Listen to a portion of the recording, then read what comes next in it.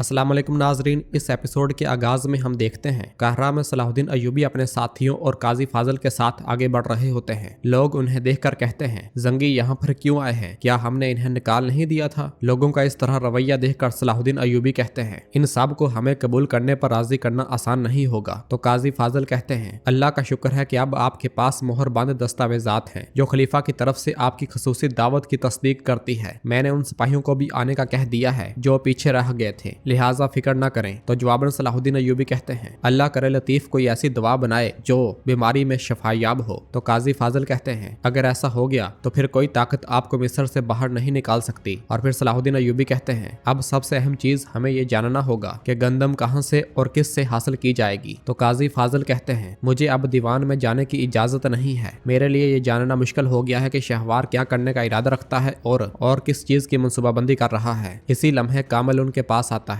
और कहते हैं, बहुत से लोग हैं जो मुश्किल मामलात में सहूलत फराहम करते हैं काजी फाजल, मुझे आपको कुछ बताना है। ये सुनकर सलाहुद्दीन अय्यूबी उसे हैरानगी से देखते हैं। उधर हम महल में देखते हैं कि जोहर बौखलाया हुआ शहवार के पास भागता हुआ आता है और उससे कहता है, वजीर बहुत बुरी खबर है, अमीर सलाहुद्दीन अपने आदमियों के साथ काहिरा वापस आ गया है। ये सुनते साथ ही शहवार के चेहरे का रंग उड़ जाता है और वो एकदम से खड़े होकर कहता है, क्या अमीर सलाहुद्दीन काहिरा वापस आ गया? ये कैसे हो सकता है? तुम इसकी इजाजत कैसे दे सकते हो? दीवारों पर हिफाजत पर मामूर मुहाफिजों के सर काट दो। तो जौहर कहता है, काजी फाजल वो चुपके से उसे अंदर ले आया। वो खलीफा हजरत के इलाज के बहाने दाखिल हुआ। वो अपने साथ हकीम लतीफ को लाया है। ये सुनकर शहवार कहता है, मुझे खलीफा के इलाज पर कोई सरोकार नहीं, उन्हें फौरी तौर पर गिरफ्तार किया जाए और मेरे सामने लाया जाए फौरन। ये सुनते साथ ही जौहर रवाना हो जाता है। बाहर बालन लोगों से मुखातब होकर कह रहा होता है, अब हम नहीं बोलेंगे बल्कि हमारी तिजारत खुद बोलेगी। ये एक साथ जीतने का वक्त है। उधर सलाहुद्दीन अय्यूबी आगे बढ़ते हुए काजी फाजल से पूछते हैं, क्या आपको यकीन है कि कामल सच कह रहा है? आखिर वो शहवार का बेटा है, शायद ये खेल हो। तो जवाबन काजी फाजल कहता है, कहते हैं कि आलम जालम से और जालम आलम से जन्म लेता है। मुझे जिसने सोने का मकाम बताया और नक्शा दिया वो कामल ही था मेरे अमीर। ये सुनकर सलाहुद्दीन अय्यूबी पूछते हैं, वो गोदाम कहाँ है जिसके बारे में कामल बात कर रहा था? तो काजी फाजल कहता है, मन फालत में। उधर लोगों को राजी करने के बाद बालन भी आगे बढ़ रहा होता है। आगे बढ़ते बढ़ते उसका सामना सलाहुद्दीन अय्यूबी से होता है। उन्हें देखकर बालन कहता है, अमीर सलाहुद्दीन मैंने सुना था कि आपको मिस्र से निकाल दिया गया है। तो सलाहुद्दीन अय्यूबी कहते हैं, मैं तुम्हें बताना चाहता हूँ कि जिस शहवार के साथ तुम काम कर रहे हो उस पर भरोसा न करो, वरना तुम्हारी भी उल्टी गिनती शुरू हो जाएगी। तो जवाबन बालन कहता है, हम यहाँ सिर्फ तजारत के लिए आए हैं। तो जवाबन सलाहुद्दीन अय्यूबी कहता है, कब से फौज के साए में तजारत होने लगी है? तो बालन कहता है, यकीनन तुम्हें मालूम होगा कि हम खुद को क्यों महफूज रखते हैं। तो सलाहुद्दीन अय्यूबी कहते हैं, गजा से निकलते वक्त मैंने तुमसे कुछ कहा था, उन लोगों से दूर रहो जिनके साथ तुम हो, उनसे अपने आप को आलूदा न करो। देखो तुम्हारे जूते पहले ही कीचड़ से बड़े हुए हैं, अगर तुमने ये रास्ता न छोड़ा तो फिर मुझे इसे साफ करना पड़ेगा। तो बालन पूछता है, तुम ये कैसे करोगे? तो जवाबन सलाहुद्दीन अय्यूबी कहते हैं, जिससे पानी साफ नहीं करता उसे आग साफ करती है। यह सुनते साथ ही बालन आगे बढ़ जाता है। सलाहुद्दीन अय्यूबी को देखते हुए मैला जमशेद से कहती है, सलाहुद्दीन लगता है कि तुम वापस मेरी गिरफ्त में आ गए हो। इसी लम्हे जौहर अपने सिपाहियों के हमरा वहां पर आ जाता है और कहता है, हम आपको दरवाजे से बाहर निकालते हैं तो आप खिड़की से दाखिल हो जाते हैं अमीर सलाहुद्दीन। तो जवाबन सलाहुद्दीन अय्यूबी कहते हैं, ना ही दरवाजा तुम्हारा है और ना ही खिड़की। और फिर जौहर काजी फाजल की जानब देखते हुए कहता है, काजी फाजल आपके बगैर ये मुमकिन नहीं था। तो काजी फाजल कहता है, क्या पहले वाली मुश्किलात काफी नहीं थी? अपने सिपाहियों को वापस ले जाओ। तो जवाबन जौहर कहता है, यकीनन मैं ले जाऊंगा, लेकिन पहले मुझे एक छोटा सा काम करना है अमीर सलाहुद्दीन। चूंकि आप बगैर इजाजत के काहिरा में दाखिल हुए हैं, आपको वजीर के हुक्म से हिरासत में लिया जाता है। सिपाहियों ये सुनते साथ ही सलाहुद्दीन अय्यूबी के साथी भी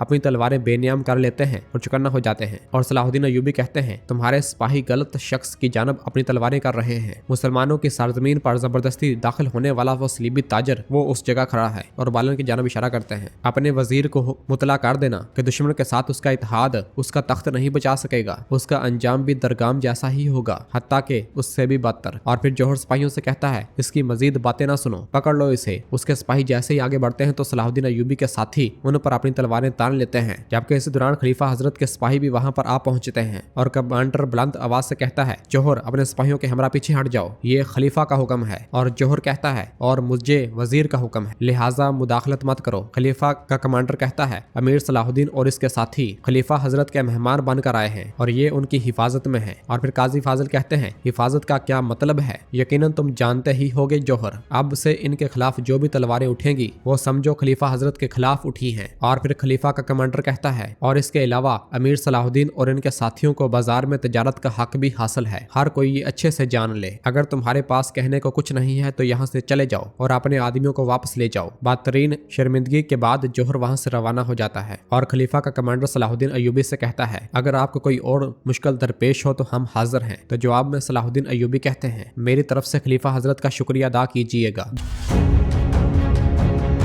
जबकि दूसरी जानब हम देखते हैं कि गोदाम सलीबी सिपाहियों की लाशों से भरा होता है। इसी लम्हे विलियम वहां पर आता है और ये सारा मंजर देखकर वो हक्का बक्का रह जाता है और उसकी आंखें खुली की खुली रह जाती हैं और वो खुद से कहता है, यहाँ क्या हुआ है? और फिर अफसोस करते हुए एक सिपाही की आंखें बंद कर देता है। इधर कहरा में सलाहुद्दीन अय्यूबी काजी फाजल से कहते हैं, बालन के गंदम ले जाने से पहले हमें हरकत करनी होगी। मैं कुछ सिपाहियों को गोदाम से मालूमात जमा करने के लिए तफ्सीस करूंगा। तो जवाबन काजी फाजल कहता है, मनफरत गंदम के तमाम गोदामों को मुर्तजा संभालता है और वो मेरा करीबी दोस्त है। हमारी किसी भी दरख्वास्त को वो रद्द नहीं करेगा। ये सुनकर सलाहुद्दीन अय्यूबी कहते हैं, हमारा काम इससे बहुत आसान हो जाएगा। ये गंदम किसी भी सूरत पर कुदस नहीं पहुंचनी चाहिए। तो काजी फाजल कहता है, बिल्कुल, बालन की जल्दी को देखते हुए हमें भी जल्दी में हरकत में आना होगा। तो सलाहुद्दीन अय्यूबी कहते हैं, हमें कुदस से यहाँ बाजार की दुकानें भरने के लिए आने वाले सामान के बारे में कुछ जानना होगा। तो काजी फाजल कहता है, वह बाजार के ताजरों को सिक्कों से खुश करके यहाँ से जो चीजें लेंगे हमें उसका भी हिसाब लगाना होगा। ऐसा लगता है कि वह मुसलमान ताजरों को भी कायल करना चाहते हैं। और फिर जमशेद और मैला की जानब देखते हुए कहता है, मैं इस काम के लिए सही शख्स को जानता हूँ, सलाहुद्दीन अय्यूबी भी उन्हें देखते हुए कहते हैं, मेरा खातून भी फायदेमंद साबित हो सकती हैं। इन्होंने पहले भी मेरी बहुत मदद की है। तो काजी फाजल कहता है, इसकी दुकान काफी अरसे से बंद थी। तो सलाहुद्दीन अय्यूबी पूछते हैं, ये कहाँ पर थी? तो काजी फाजल कहता है, मुझे नहीं मालूम।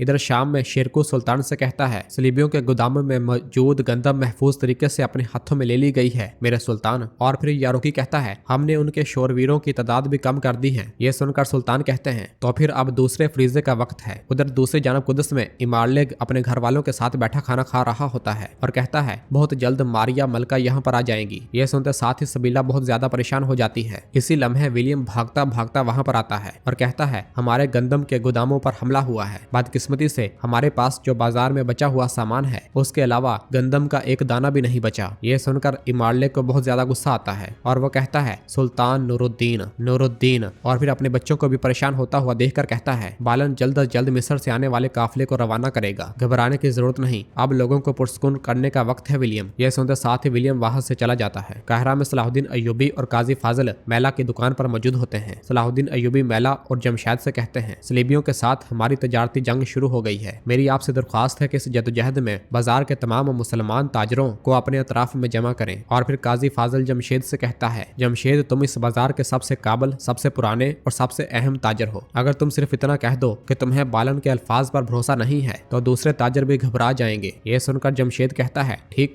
कहा, इसके लिए मैं सब कुछ करने को तैयार हूँ। वो कहते हैं कि हम मिलकर तजारत करेंगे, बस बातें हैं, झूठी कहानियां। वो जो कुछ हमारा है हमसे छीनने आए हैं। और फिर मैला कहती है, जमशेद बिल्कुल ठीक कह रहा है, ये हम में से किसी के लिए भी अच्छा नहीं होगा। लेकिन वो बहुत सारा सरमाया लेकर आए हैं, उनके हाथ यूरोप तक फैले हुए हैं, हम उनका मुकाबला कैसे करेंगे? तो सलाहुद्दीन अय्यूबी कहते हैं, हम हाथ पे हाथ रखकर नहीं बैठेंगे, हम उनके हमलों का मुनासिब जवाब देंगे, आप बिल्कुल फिक्र न करें। और फिर जमशेद खुश होते हुए कहता है, बहुत खूब, चलो करते हैं। मैं अच्छी तरह जानता हूँ कि मुझे किससे बात करनी होगी। ये कहते साथ ही जमशेद काजी फाजल के साथ वहां से चला जाता है। इसी दौरान बाहर से शमसा आगे बढ़ते हुए दुकान में सलाहुद्दीन अय्यूबी और मैला को आमने सामने देखती है। सलाहुद्दीन अय्यूबी जैसे ही जाने लगते हैं तो मैला उनसे कहती है, आपको दोबारा काहिरा में देखकर बहुत ज्यादा खुशी हुई। इससे कोई फर्क नहीं पड़ता कि आपके रास्ते में क्या रुकावटें आएंगी, बस कभी हिम्मत मत हारिएगा। ये सुनकर सलाहुद्दीन अय्यूबी कहते हैं, और दुश्मन भी कभी हथियार नहीं डालेगा। आपके ख्याल में वो कहां से शुरू करेंगे? आपने बाजार में इसके बारे में जरूर कुछ सुना होगा। आपने कहा था कि आप नई हैं, लेकिन आपकी खबरें पुराने हैं। तो बताएं, क्या आपको किसी खबरी ने खबर थी? तो जवाब में मैला कहती है, उन्होंने अभी तक ऐसा कुछ नहीं बताया, लेकिन जैसे ही मुझे कुछ मालूम होगा तो मैं आपको खबर भेज दूंगी। सलाहुद्दीन अय्यूबी उसके हाथ में मौजूद ब्रेसलेट को बहुत गौर से देख रहे होते हैं। ये मंजर देखते हुए शमसा की आंखें भर आती हैं और वो उस लम्हे को याद करती है जब शेरकू सलाहुद्दीन अय्यूबी से कह रहे थे, देखो मैंने अभी तक सब्र किया और खामोश रहा, लेकिन अब बहुत हो गया है, हर चीज की हद होती है। ये लड़की एक ईसाई है, मजीद ये कि वो गाना गाती है। क्या तुम चाहते हो कि तुम्हारे बच्चों की परवरिश एक ऐसी औरत से हो? इस ख्याल के बाद शमसा अतर लेने के लिए दुकान में दाखिल होती है और सलाहुद्दीन अय्यूबी का सामना होने पर कहती है, मैं लैला के साथ खरीदारी करने निकली थी तो सोचा क्यों ना कोई अतर भी ले लें, क्या कोई खसूसी गुफ्तगू चल रही है। तो सलाहुद्दीन अय्यूबी कहते हैं ऐसा खसूसी तो कुछ भी नहीं था, मैं बस जाने ही वाला था,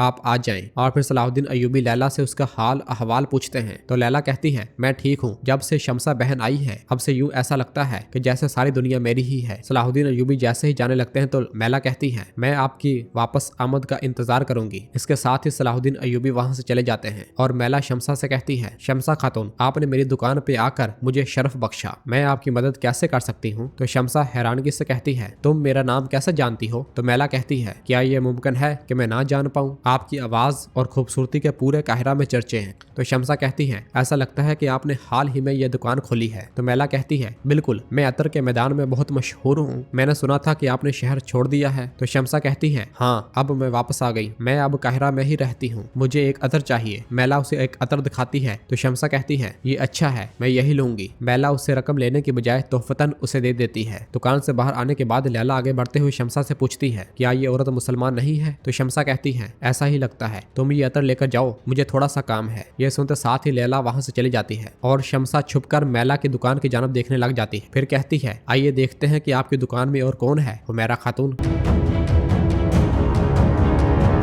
तो नाज़रीन इसके साथ ही एपिसोड भी खत्म करते हैं, मिलते हैं बहुत जल्द अगले एपिसोड के साथ। वीडियो को लाइक कर दे और जिन दोस्तों ने अभी तक चैनल सब्सक्राइब नहीं किया वो जल्दी से चैनल सब्सक्राइब कर दे और बेल आइकन यानी घंटी वाली निशान को भी प्रेस कर दे ताकि आने वाले एपिसोड्स आपको आसानी मिल सके। दुआओं में याद रखें। अल्लाह हाफिज।